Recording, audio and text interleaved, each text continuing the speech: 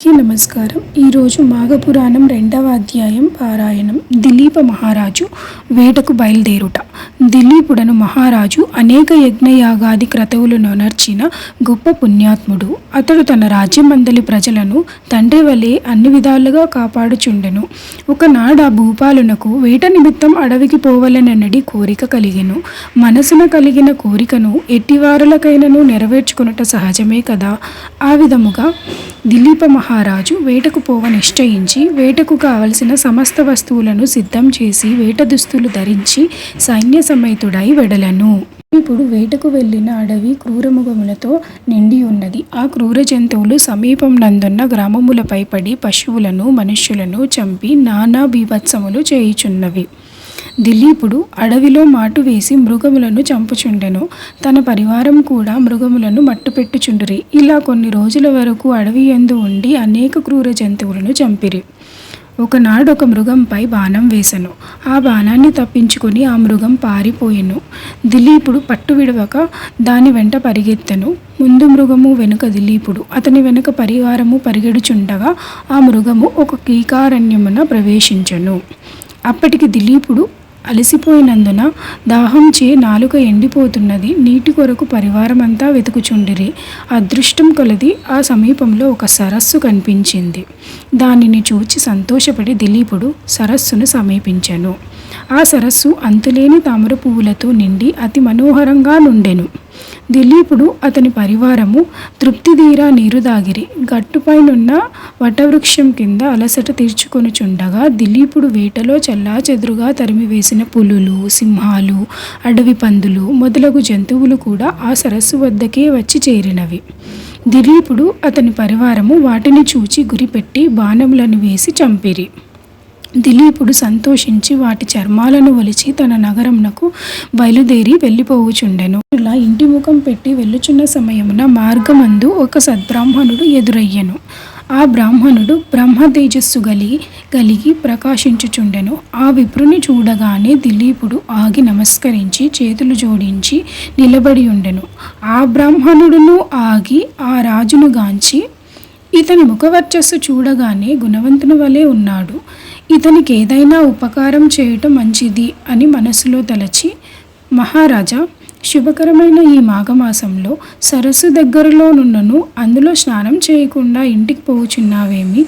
మాఘమాస మహత్యం నీకు తెలియదా అని ప్రశ్నించాను.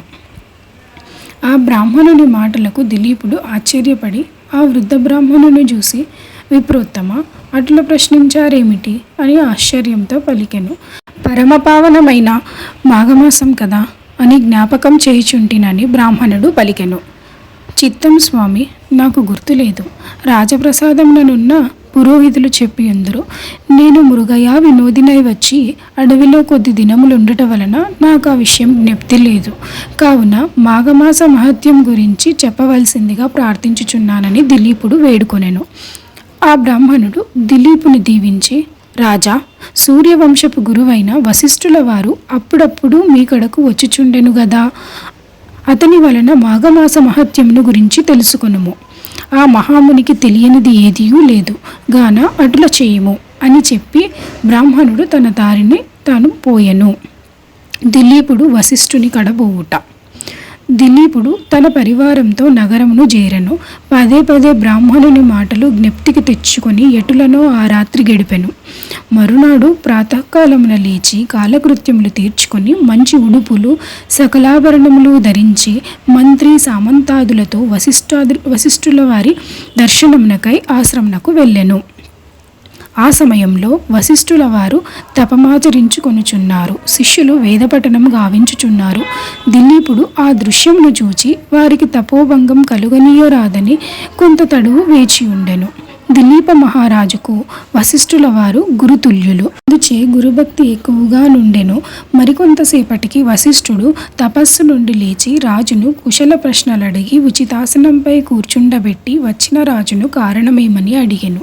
దిలీపుడు వశిష్ఠునితో, ఋషిసత్తమ, తమ వల్ల నేను అనేక రాజధర్మములు పురాణేతిహాసములు విని సంతుష్టుడనైతనే, కానీ మాఘమాస మహత్యం కానీ దాని ధర్మములు కానీ తెలియనందున ఆ విషయములు తమ నుండి తెలుసుకొనగోరి తమ వద్దకు వచ్చి తిని.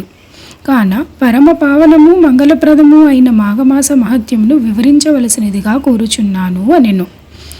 అవునా రాజా, నీవు కోరిన కోరిక సమంజసమైనదే. మాఘమాసం యొక్క మహత్యం ప్రతి ఒక్కరూ తెలుసుకొని తరించవలసిన ఆవశ్యకత ఎంతైనా గలదు. మాఘమాసం యొక్క మహత్యంను వర్ణింప నాకు కూడా శక్యం కాదు. ఇతర దినములలో చేయు క్రతువులు కానీ యాగములు కానీ ఇవ్వనంత ఫలం కేవలం మాఘమాసంలో చేయు నదీ స్నానముల వల్ల గొప్ప ఫలం కలుగును.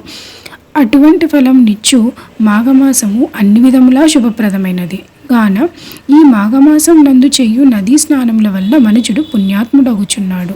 అంతేకాదు మాఘము అన్ని విధాలా శుభప్రదమైనది గాక పుణ్యకార్యముల వలన స్వర్గలోక ప్రాప్తి తాత్కాలికంగా కలుగును గాని మాఘమాసంలో సంపాదించిన ఫలము వలన శాశ్వత స్వర్గలోక ప్రాప్తి కలుగును. ఇంతకన్నా మహత్తు గలది మరొకటి లేదు. ఇంతటితో మాఘపురాణం 2వ అధ్యాయం సంపూర్ణం. మరలా 3వ అధ్యాయంతో కలుసుకుందాం.